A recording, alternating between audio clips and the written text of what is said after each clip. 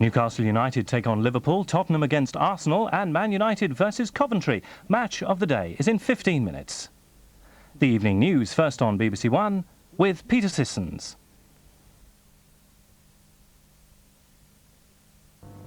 The Northern Ireland Secretary has led appeals for calm after a revenge killing by loyalist terrorists. A former Republican prisoner working as a hotel doorman was shot dead following the murder in jail of a leading loyalist. 2 Labour MEPs threaten to leave the party after attacking Tony Blair's stance on welfare. And Hong Kong will slaughter more than 1 million chickens tomorrow as it tries to halt the spread of a dangerous strain of flu.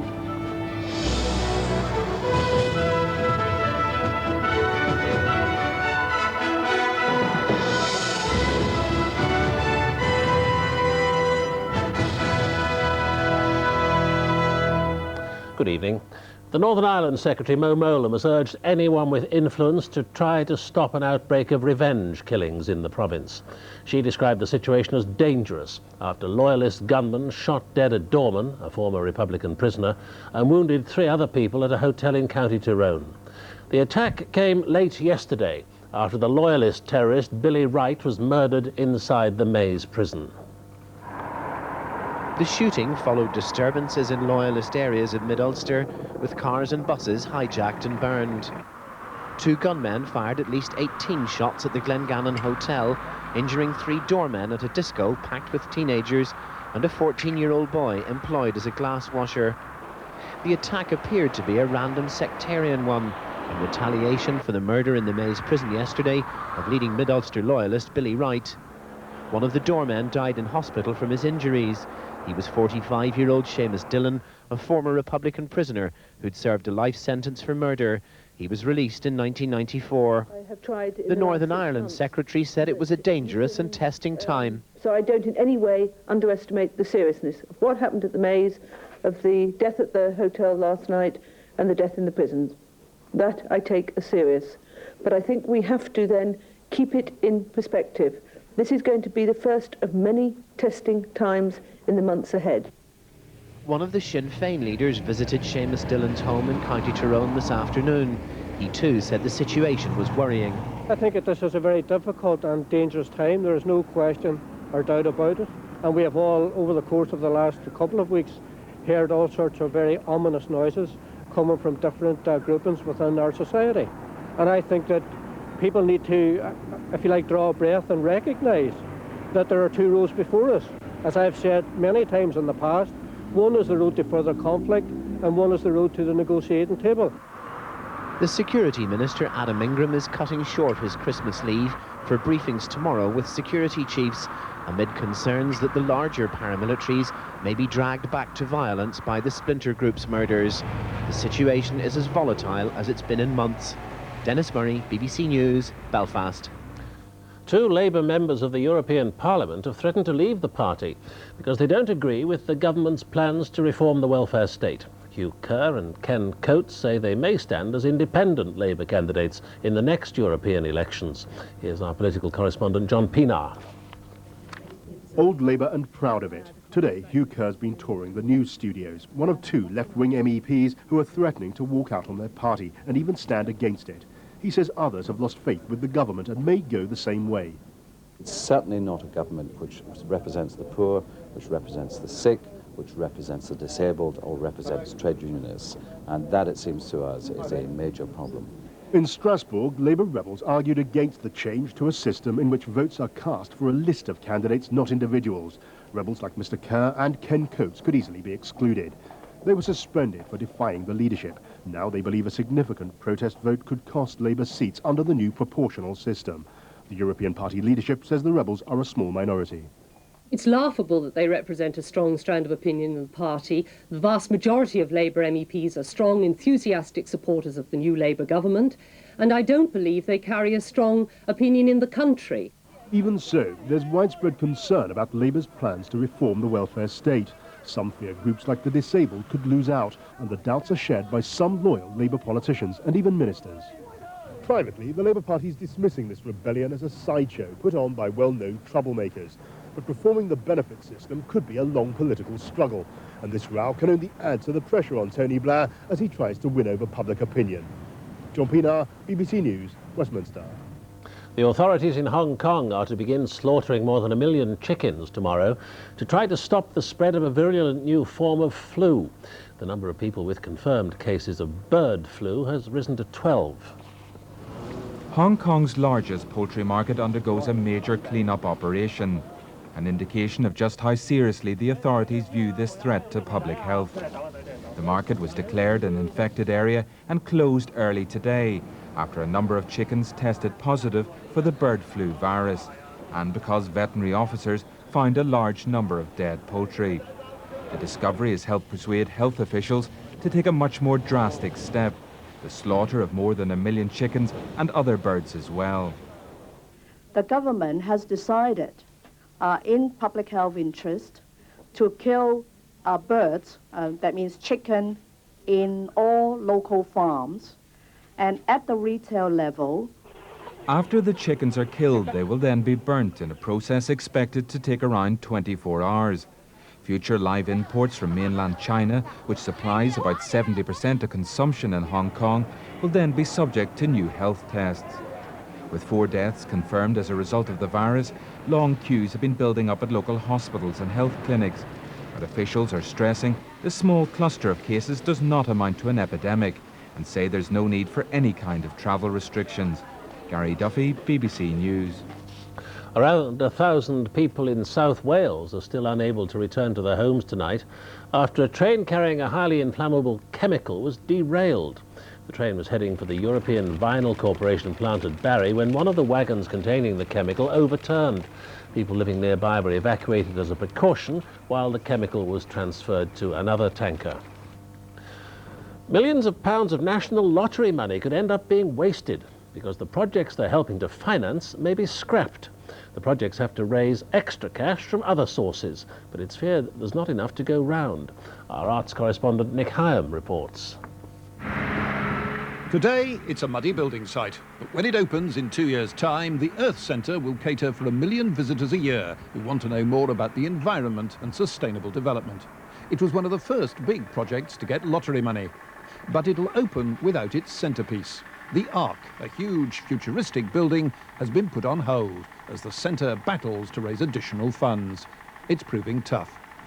It's not been easy at all, but then we knew the rules when we started, and we shouldn't be surprised, and we're not surprised. It's hard work, and it isn't going to change. The Earth Centre's lottery grant from the Millennium Commission was £50 million. It has to raise the same again. So far, private companies, the European Commission and other sources have come up with another 20 million. That leaves 30 million still to find, and there are scores of other lottery projects also trying to raise money. London's Royal Court Theatre is being rebuilt with £16 million from the Arts Council. It needs to raise another 6 million. It hasn't yet got half that. It's already tapped its regular supporters for cash. Now it's getting harder. You've got to remember the country is not used to giving like on the American model, where a lot of theatres where people are very used to giving at that sort of level, and indeed there are tax breaks to enable people to do that. We don't have the tax breaks here. We're not used to this level of corporate giving or indeed individual giving. So there could be a problem ahead, not just for us but for other organisations, where we actually do start reaching that ceiling. What happens to you if you can't raise all the matching funding? Well, nobody knows. Back in Yorkshire, the Earth Centre is now turning to charitable foundations in America in its search for cash. Other British lottery projects may do the same. Here at the Earth Centre, they're confident they can raise the partnership money to complete the project. But other lottery schemes may not be so lucky. If they do go ahead, they may end up burdened with crippling debts, or they may, quite simply, never be built at all. Nick Hyam, BBC News, at the Earth Centre near Doncaster. And now, with news of today's football in England, here's Rob Bonnet. Blackburn Rovers, the only club to have won the FA Premiership besides Manchester United, have faltered in their challenge to United's leadership of this season's competition. They only managed a 2-2 draw at home to Crystal Palace this afternoon. And one of the other clubs in the chasing pack, Leeds United, were also held at home, 1-1 by Aston Villa. Roy Hodgson's fairly modest target of a place in Europe today looked like a realistic assessment. After fighting their way back to 1-1, a mistake from Tim Flowers led in old boy Paul Warhurst to give Palace back the lead. It was a gift the visitors clung on to until 13 minutes from time when Damien Duff's shot fell for Chris Sutton. But a 2-2 draw and a point, not really the stuff of serious challenges for the title. At Ellen Road, Leeds dominated the game against Aston Villa, but it took 79 minutes before Jimmy Floyd Hasselbank proved his headers better than his cartwheel. The lead was short-lived though. Savo Milosevic claimed a point for his manager Brian Little, who said his side were a little bit tired and fed up after a hectic Christmas schedule. Nigel Gainsborough, BBC News. Now, the match between Manchester United and Coventry City, and Newcastle United's game against Liverpool, plus the return of German international Jurgen Klinsmann to Tottenham for their derby against Arsenal. All those games can be seen on Match of the Day after this programme. If you don't want to know the results, then you really should look away now.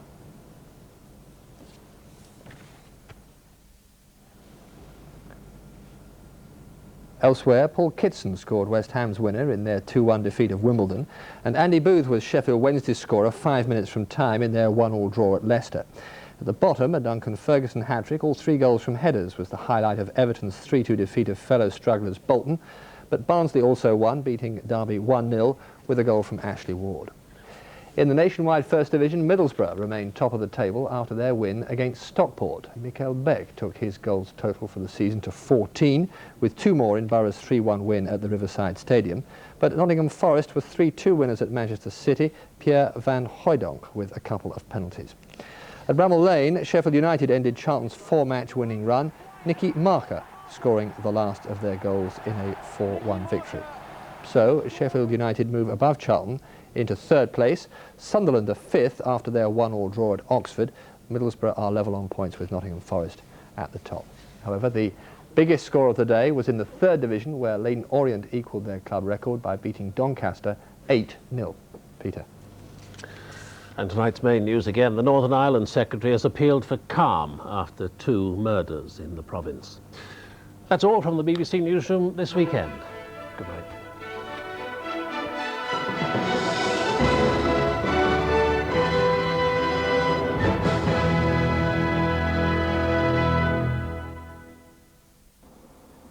Good evening. We've had a wet couple of days in northwest England and in North Wales too.